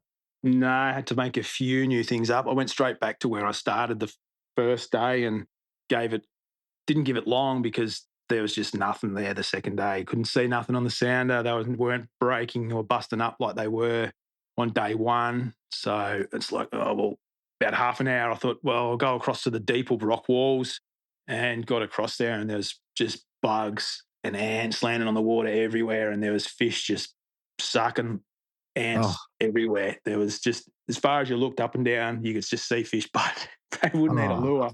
So I think I got a couple on that. They were still right up on the edges. You could basically see them with their backs out of the water, and there was a lot of fish there, but they just wouldn't hit. They were just so focused on those bugs that they wouldn't hit anything else really. So I think I spent an hour on them trying to catch them, and I think I got 2 small ones on a bent minnow. That's how long they went for. But I threw pink grubs and grubs and everything at them, but no, they weren't interested. So in the end, I just basically left them because I couldn't figure them out and couldn't catch them. And I thought, well, you could spend a fair while trying to work them out, but I didn't really have too much time. So I thought I'll just keep moving along and hopefully find something else, and hopefully it doesn't come back and kick me in the butt. And and don't get me wrong, I've not done this myself, but it surprises me that someone's not throwing a fly rod down there sometimes. I would have worked for sure. I was going to say, that's what they're eating. Yeah, that's what was landing on the water, and that's what all they were focused on. Anything else, no, they didn't want a bar of it. Yeah, fair enough. Fair enough. Yeah. All right. You must have found them somewhere. Tell us about how you got into them. So once again, I just sort of fished a couple of rocky points and got the odd one here and there. You could see them, but they were still a bit, 2 days worth of boats flying around and they started to get a little bit touchy, I suppose, on the edges. But I just went to enough banks and sort of found them just before because the wind got up pretty strong. So I think it started blowing 30 knots about I can't remember, about 12 o'clock or something, I guess it was. So Yeah, maybe earlier. Yeah. yeah, I can't really remember now. So I did fish some spots out of the wind and got them. I went across to spots in the wind, seeing if that would turn them on, and they were there, but the wind was that bad that I couldn't hold into the wind or fish properly. So I had to just make another change. So I ended up in Double Creek at the last, just little bays and that there that were out of the wind, and they'd all seemed to move in there. So because I found some big ones late, I think I got a 37 or something with 15 or 20 minutes to go. Wow. So I thought, oh, yep, that's bumped me up a little bit because the bag was still, it was a little bit better on the second day, but not heaps better. But yeah, I moved in out of the wind and they had moved in out of the wind too because I got the 37 off, did all my photos, did all the paperwork and all that sort of stuff and went about 5 metres. And there was another good kilo plus fish that I pulled the hook on. Oh, So that wasn't good. And then it was basically time to go, but I could see looking down the bank that there was just digs and there was fish swimming around like 2 foot under the surface everywhere. And it's just like, I've got to go. I've run out of time. So I found them, but just a bit late. yeah. So, And while you're up there, were you on plastics or hard bodies or what were you throwing at? nah, all plastics all weekend. I think I threw a hard body maybe for 10 or 15 minutes, which is unlike me because I do like throwing a lot of hard bodies, but I just find the fish on the edges at Mallacoota seem to, I personally catch them a bit easier on plastic. So that's what I just basically fished all weekend and I guess fished to my strength there. And yeah, it sort of paid off a little bit. It paid off. Yeah. And obviously that last fish after the wind hit was 37. I mean, that's obviously bumped you up from probably 8th or something up into third place, I'd imagine. I'd say so because, yeah, I think it upgraded a 29 or a 20 or 30 or something. So it was a solid It's like upgrade. 500 grams, yeah. Yeah, so it gave me a really good upgrade there in the last 10, 15 minutes. So, yeah, it was good. Very good. And all right, and before we move off the fishing, what sort of lines and leaders and what was your setup? What sort of rod were you running? The Daiwa in feet, don't ask me which ones, the ULFS. Yep. With in feet reels. I think I was running 10-pound J braid and just 4-pound leader, which is Sunline Rock. Okay, FC Rock. Yeah, FC Rock, yeah. Yeah, so, nice. Yeah. It's a pretty basic setup. Basic. Yeah. Very, very good. All right. Well, look, it was enough to bump you up into third place. What did you get to take home for third place? It was $1,500 for third, and then I was the second place Mercury owner, so that was another $125, so about $1,625 or something for the weekend. So that was quite handy. Yeah, that's pretty tidy. Yeah, happy with that. Very good. All right, mate. Last thing before we shoot off, is there anyone you want to give a shout out to or say thank you to? Thanks to ABT for running the comps again. The guys that I stayed with, all my non-boaters, it was good days out on the water. And you for getting the podcast out and giving people a bit of an idea on how everyone goes about it. Very good, mate. Appreciate it. All right. Well, look, thanks again. And yeah, good luck in the upcoming events. I know you got a couple coming up down there. Yeah, no worries. Thanks very much. Thanks, mate. Okay, so coming in second place in the boating division, we have an angler dropping 5 fish for 4.815, backing it up on the Sunday with 5 fish for 4.892, giving a total of 10 fish for 9.707. I'd like to welcome back to the Bream Fishing Project, Mario Vukic. Welcome back, mate. Thanks, Andrew. Mate, here we are again, mate. You've had a couple of good runs down there, but, mate, just that close. Yeah, well, that's 3 seconds in 3 years, but I'm not complaining, that's for sure. I was going to say, if you'd offer me second at the start, I would take it every time. How have you found Mallacoota's been fishing? But you know what? It's actually getting better again. It's not like the old days, but the bags are starting to get up there. So the average fish, instead of being 30 fork, is like 32 to 33 fork, which is good. So there is some improvement.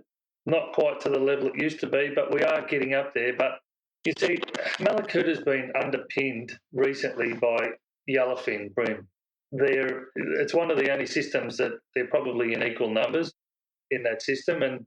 And previously, we didn't even really look at fishing for yellowfin. I mean, these are the old weigh-in comps. So, wise, the blacks would always weigh a lot more than a skinny yellowfin, and they do get a bit skinny sometimes in Mallacoota.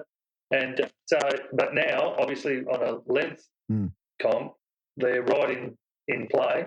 But yeah, you get the yellowfin that come in, and they're a good average size, and the blacks have got a lot healthier, and they're not a bad average size. So, yeah, I think we're on the road to recovery, Andrew.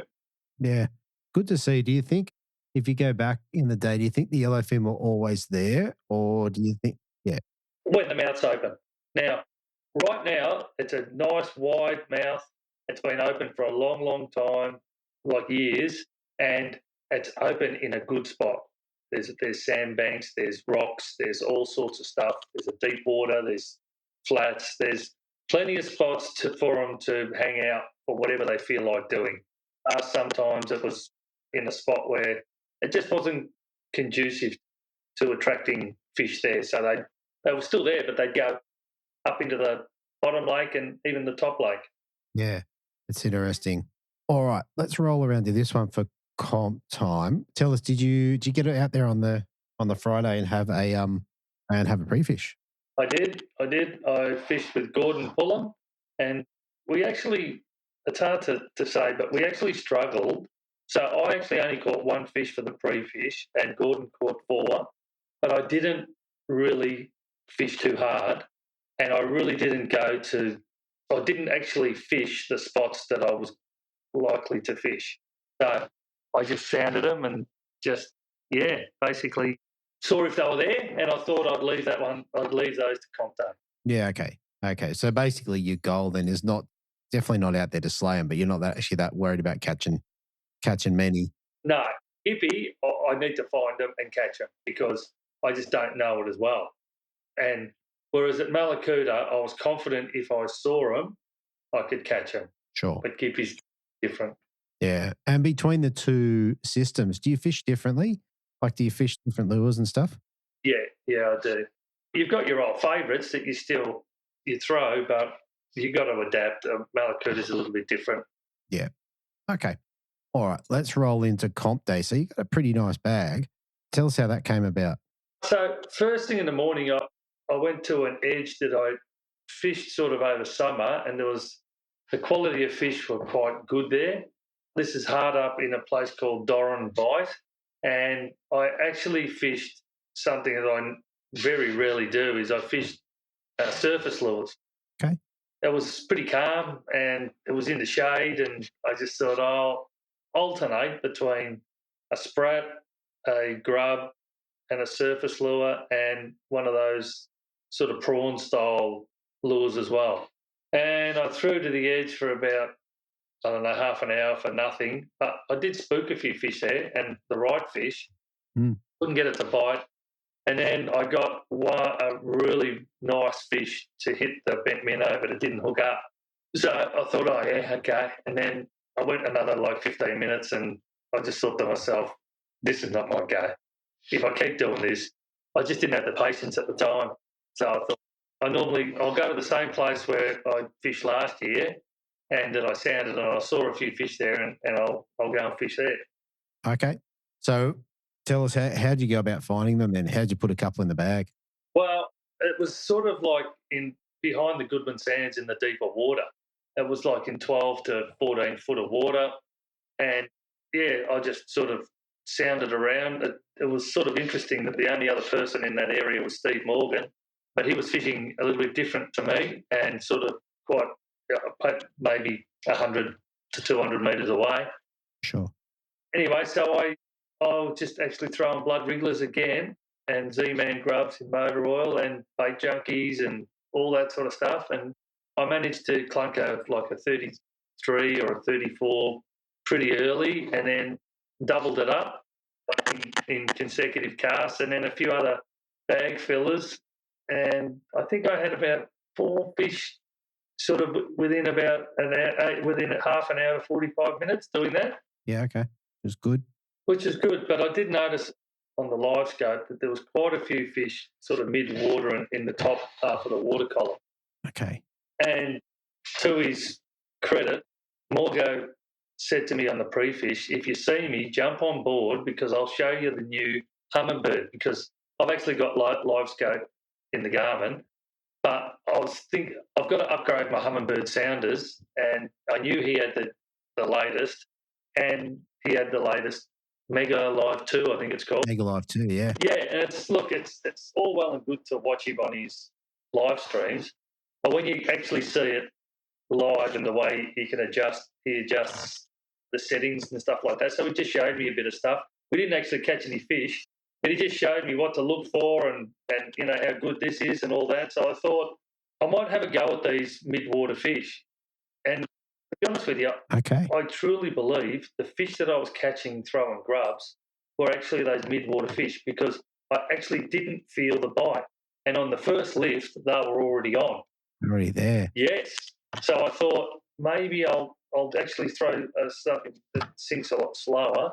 So over Christmas we were using that hybrid shrimp, but I was using a different colour it's called river prawn. It's a lot browner, and the water was quite tannin. So I put that on, and I sort of persevered, and nothing was really happening. But then just out of nowhere, I caught a nice one, and then I caught another nice one. Like if they weren't a kilo, they were close to it, and so I just persevered with that for a while until it went sour. And then once it went sour, I went around into Howbite, into the deeper water there, and it started to blow a little bit because we're fishing in a glass out for 5 hours. And then I just went into Howbite. I caught one or two in the deep there, just on bait junkie grubs in motor oil. And then I went to a place called The Bucket. It's in Howbite, but it's like the flats there. And I threw because the wind was sort of, getting a bit strong, and I must have spooked about 100 fish, but I never really connected to any of them. And that was my day. Yeah. Right. It's interesting. When you first said that you caught your first few fish on the back of good ones, I was thinking, were they on the bottom? Were they mid-water? Yeah. And then you kind of answered that as we move forward. Yeah. Which was kind of cool. Yeah, yeah. Just picking up little indicators, like when you on your first lift, it's already on. You don't feel the tick. So I reckon they sort of ate it as it was going past them. They didn't sort of pick it up off the bottom or watch it on the bottom, and you hop it a few times and then they tick it. It was just straight on, bang. Straight on. Yeah. And are you fishing a really slack line to let it sink? Yeah, I always do with a 16, just a slack line. Yeah. Okay. So you're not going to see every tick that as it goes down. Well, with blacks, you normally do, because you do. I know yellows you don't, but I was catching blacks. I had all blacks in my bag. Yeah. Okay. All right. That was enough, obviously, to bring you back in with 4.815. So pretty decent bag. What was your plan for Sunday? What were you thinking you were going to get up to? Well, I wasn't going to go throwing bent minnows because that's just not my go. So I thought I'm going to start with probably the hybrid prawn, but Mikey was catching them as a non-boater with the clone prawn. So I had that rigged up as well. And so I just sort of alternated between them in the general area where I got them last time. But again, I put the live scope in and they were sort of few and far between. They'd sort of moved. So I don't know, after about half an hour, I moved from that area in the same general area behind the Goodman Sands, but basically a little bit more east, so more towards sort of the girls' school area, down MLC, away from the Goodman Sands itself. And I sort of was out there all by myself, and I just saw quite a lot of fish there. And yeah, just throwing the hybrid shrimp again in that river prawn colour, I managed to get 3 or 4 nice ones doing that. Okay.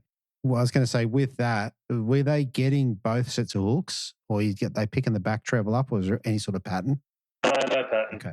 Just however lucky you could hook them, you hooked them. But yeah, I really didn't miss any. Okay. I didn't miss any, so they were eating it properly. Yeah, right. It is one of those things where we're kind of starting to put the pieces together of how those fish are moving, which is different to what we thought a few years back. They're definitely higher in the column a lot. Yeah, but I mean, the problem is that with the live scorecard, people sort of see what you're doing, And we went from, me and Morgo to 15 boats there. And when you're fishing for these fish that are high in the water column, the boat traffic just sends them down. And into the bottom. And when they're down, they wouldn't bite. So I had 4 nice fish and then a 29 forker, and that's all I could do. And I persevered there till 4 or 5 hours. And like I went hours without even a touch. But I thought, I'm in the right spot. Should I? And in the end, I made the decision to move and went around to How Bite. And I thought, because I got a couple of 32 forked fish off the bottom there, so I thought, I'll go and do that. And so when I was sort of sounding around, I found a few fish, but I did a drift across it, and it was sort of never got hit. And then an almighty freaking storm come through. It wasn't rain, but it blew. I think they recorded it 42 knots on Gado Island. It was amazing. No, that's mental. Yeah. Well, put it this way. I had a 230 slot back.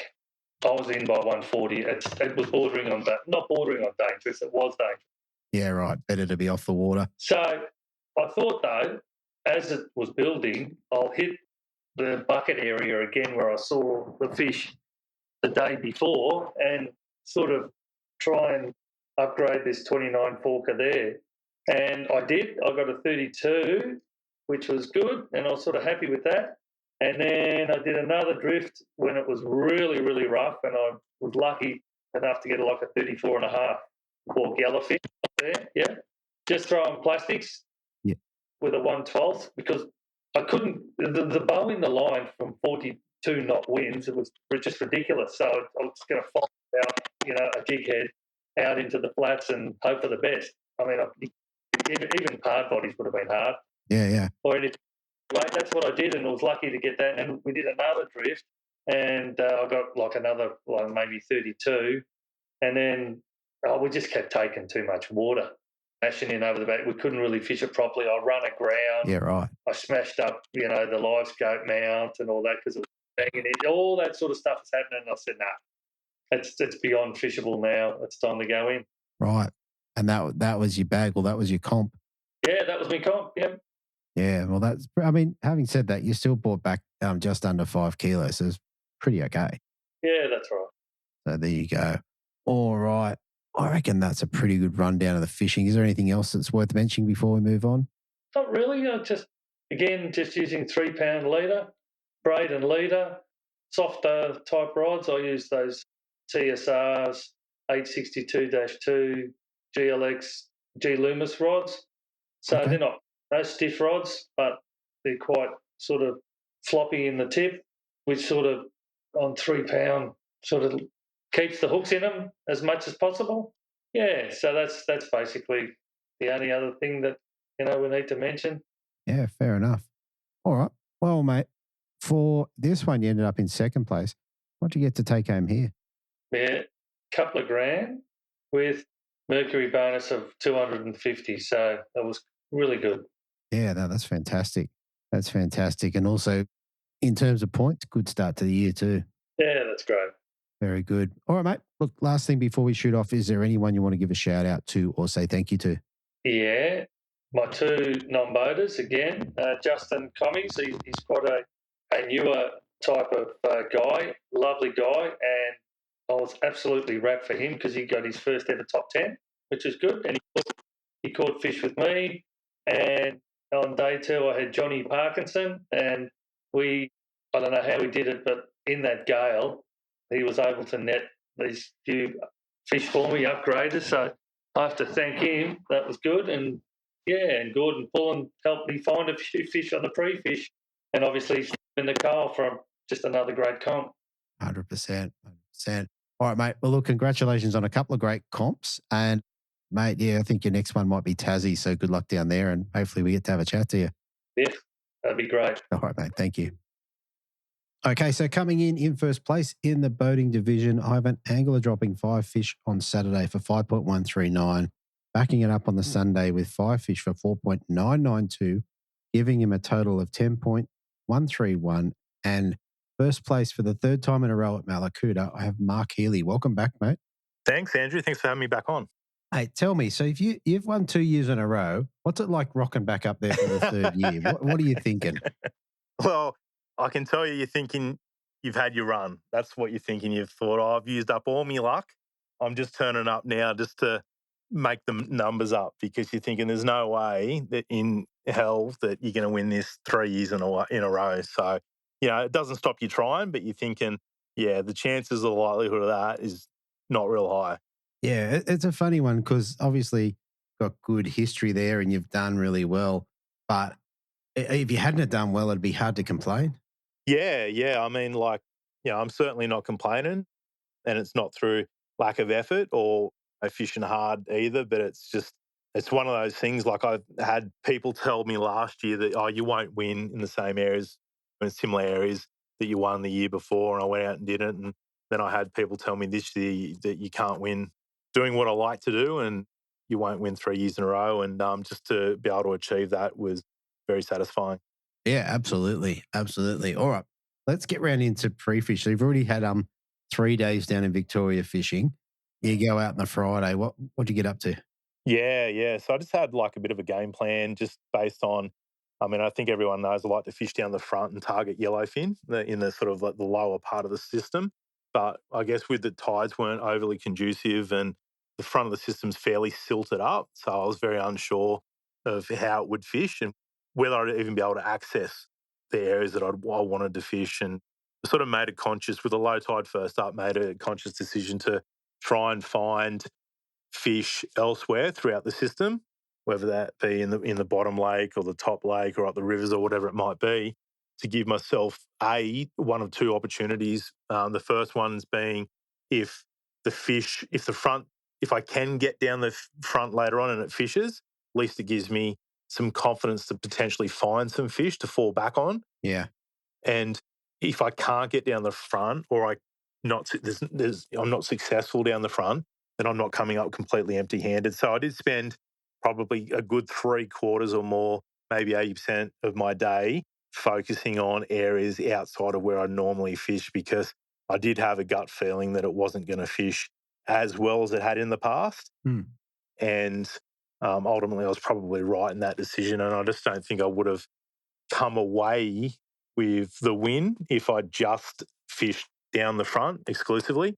I think I got a couple of key bites both days in my bag that I needed. I think that just was probably enough to get me across the line at the end of the day. Yeah, fair enough. I mean, you end up, I think, maybe 400 grams above Mario, which, in that sort of system is not a massive margin. No, no, that's right. That can be one good bite. You get a 39 forker and throw out a 34 or something, and that's game over.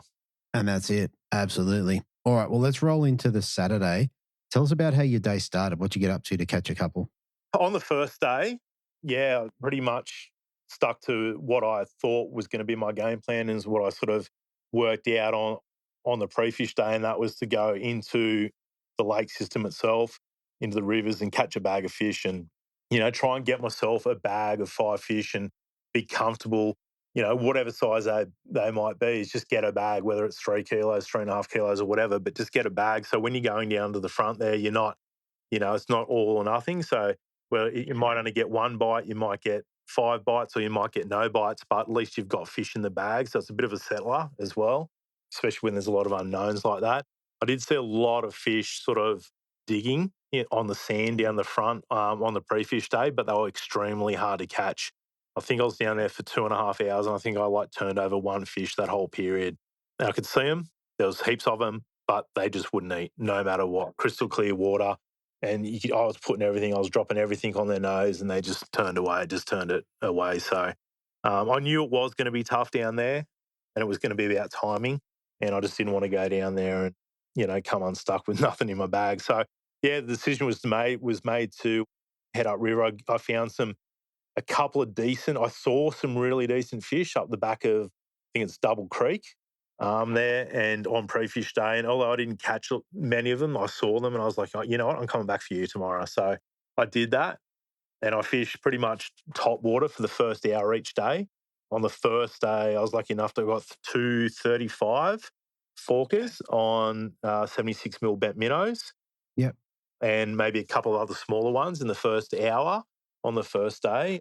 And ultimately that was really what set me up for that day and gave me the confidence to, run down later and get a bag. And so the plan was to go up there, fish top water for the first hour or two. When that top water bite slows down, is to move out into the top lake and spend whatever time I need, whether that's an hour or 3 hours or whatever it is, filling out a bag that I'm comfortable with, that I can then leave the area and head down the front. Now, they weren't big fish I was targeting. They're probably like sort of low 30s at best. Sure.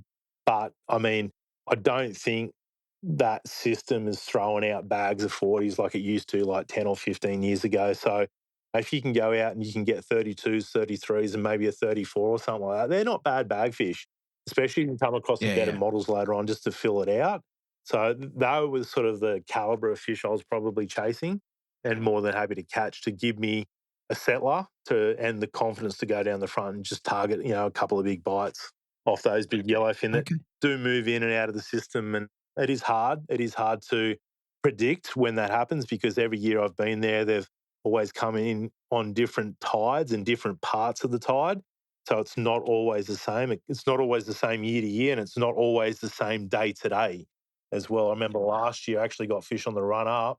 The second day, I didn't get any fish on the run up. It wasn't until it ran out is when I caught my fish, and I was just like, what the hell's going on? So they were like, the bite window was like 4 or 5 hours apart last year, which really surprised me. So I don't think it's necessarily always the same, but you just got to be able to work it out on the day, I guess.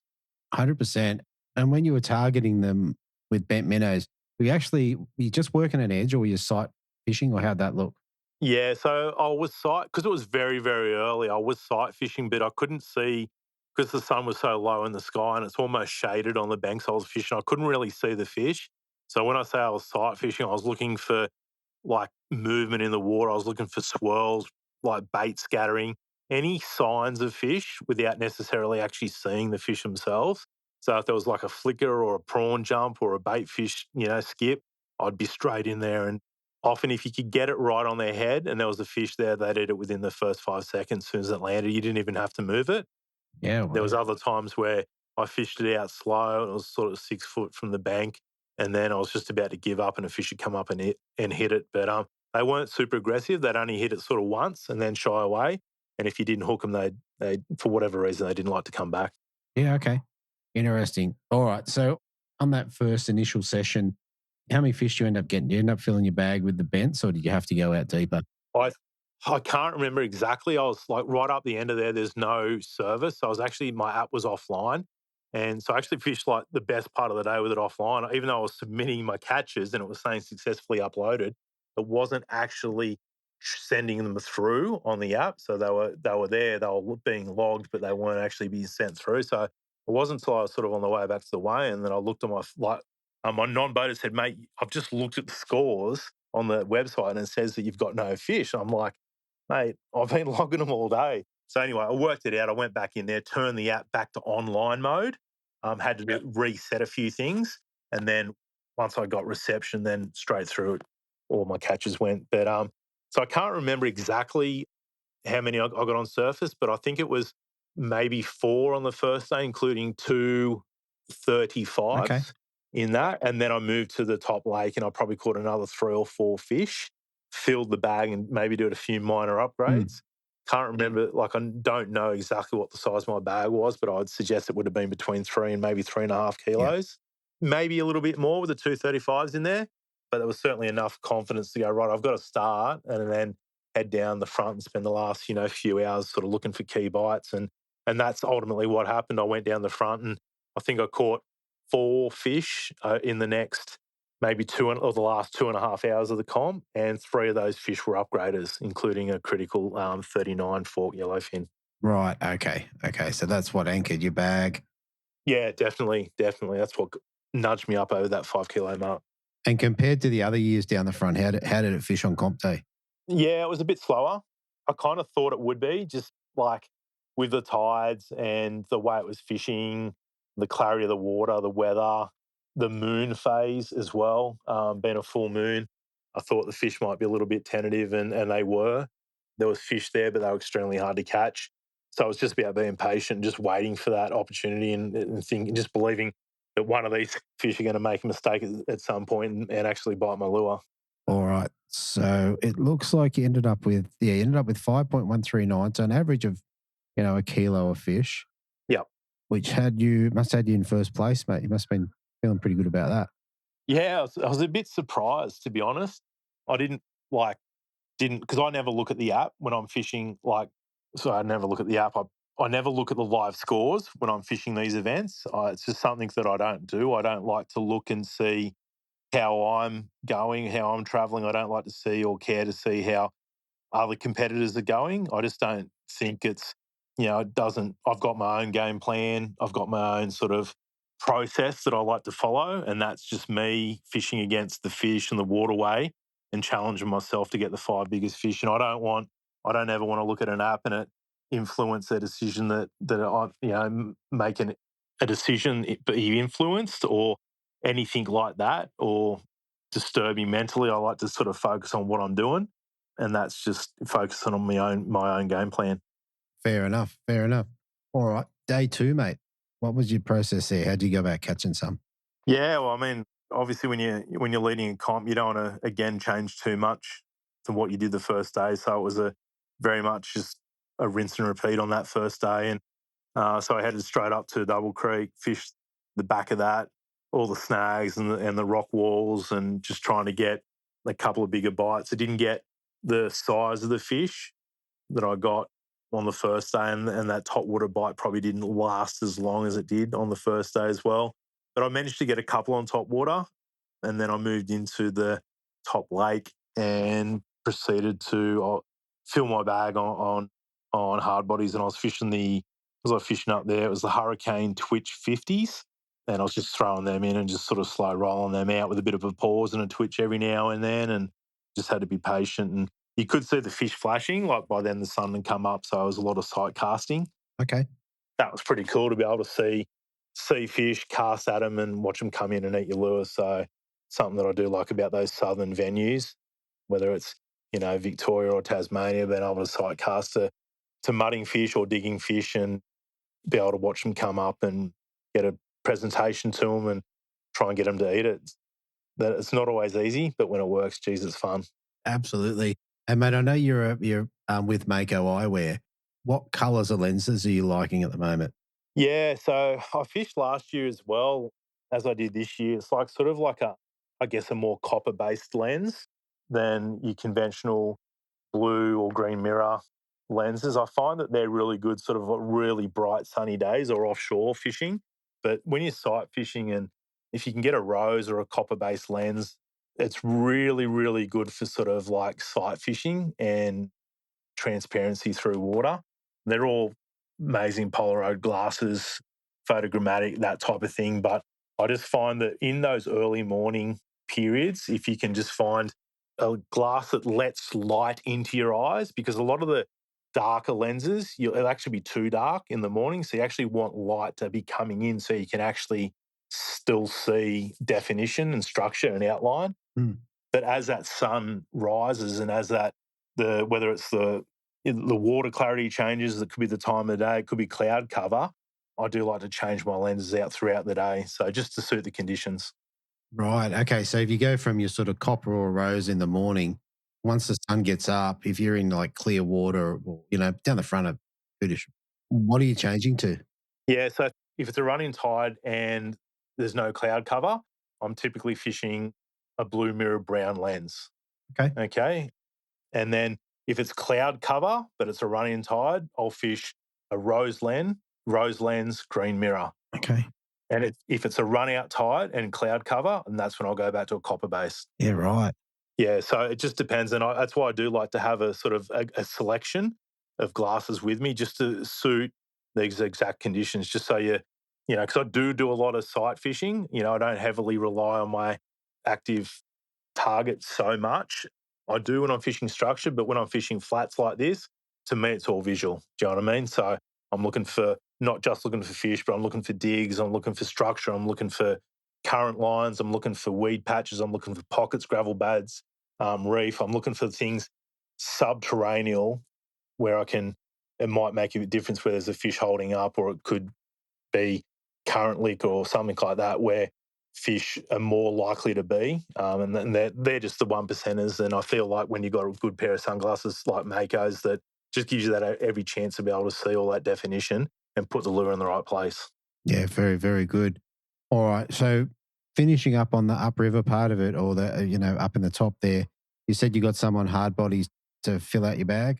Yeah. So I was just fishing those twitches and the hurricanes, and then just filled out the bag each day on those. And what I did identify, because I'm a pretty big crankbait fan, but I did find, like, on pre-fish day, they very much wanted that sort of more slender profile of that sort of shad or minnow style hard bait. So even though my action or retrieve didn't change a lot from what I normally did, once I changed the profile to more of a jerk shad or a twitch bait, like, that's certainly led to catching more fish up the top lake where I was targeting predominantly black brim.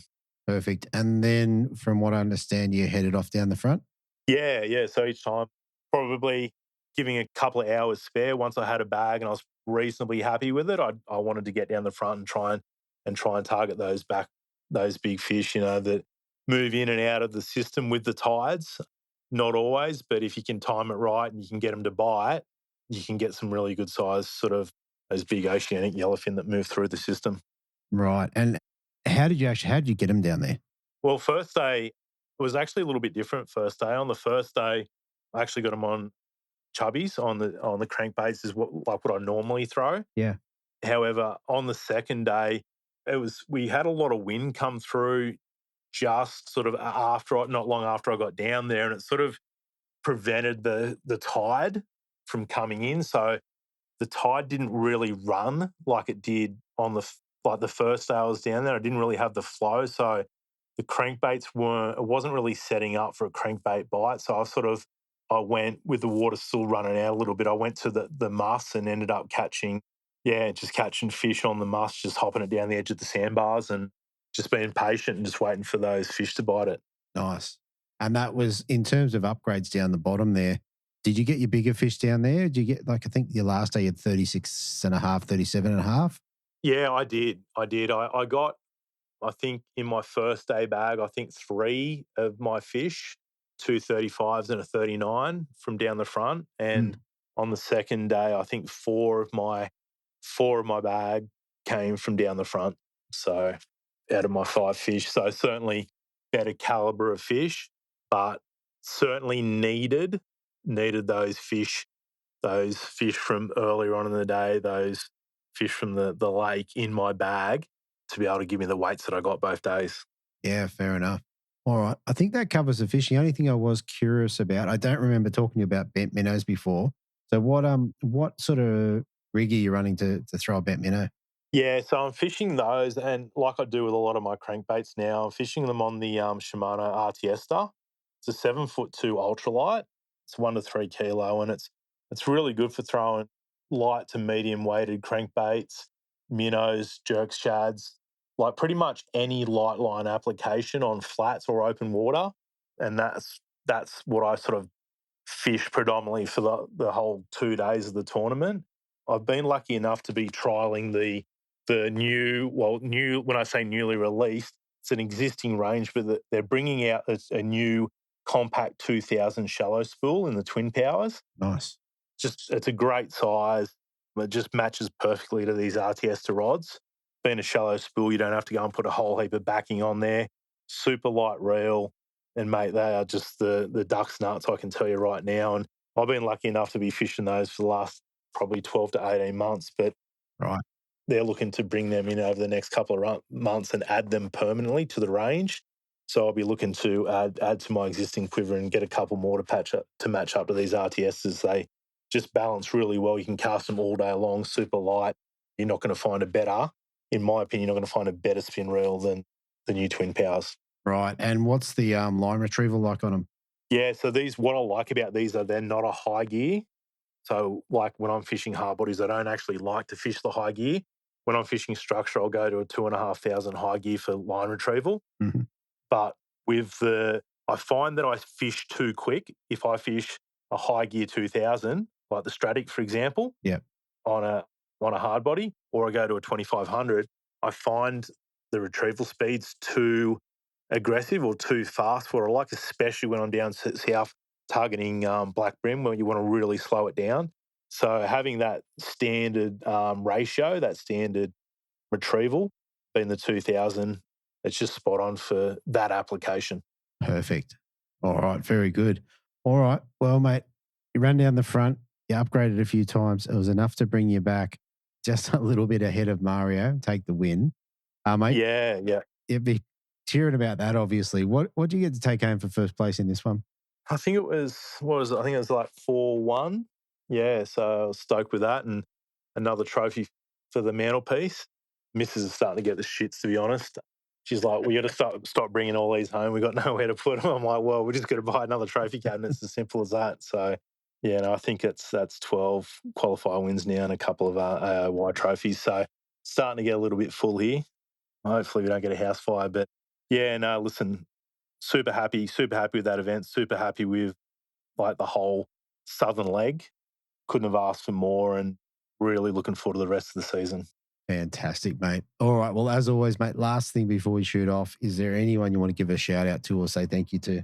Yeah, I just love to thank my sponsors, and they know who they are.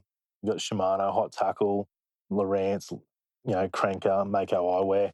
Those guys are amazing. Been with them all a long time now and very grateful for their support.